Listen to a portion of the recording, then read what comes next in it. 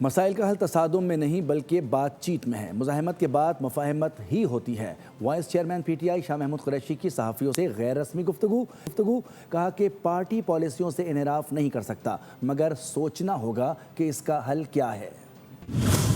مزاحمت کے بعد مفاہمت ہی ہوتی ہے۔ گفت و شنید سے ہی ملک آگے بڑھتا ہے۔ Vice chairman P T I Shah Mahmood Qureshi کھل کر بول پڑے۔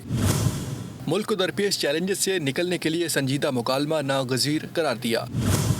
واضح کیا کہ بانی پی ٹی آئی نے مذاکرات کا اختیار محمود خان اچکزئی کو دیا ہے۔ وہی بہتر فیصلہ کر سکتے ہیں کہ آگے کیا کرنا ہے۔ سابق وزیر خارجہ نے کہا، پاکستان نے ہمیشہ افغانستان کی مدد کی ہے۔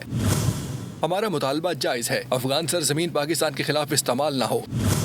ہم خطے میں امن چاہتے ہیں۔ افغانستان کو دہشت گردی کے خلاف ہمارا ساتھ دینا چاہیے۔ علاقائی صورتحال پر تبصرہ کرتے ہوئے شاہ محمود قریشی نے کہا کہ ایران کے بارڈر پر فی الحال صورتحال قابو میں ہے۔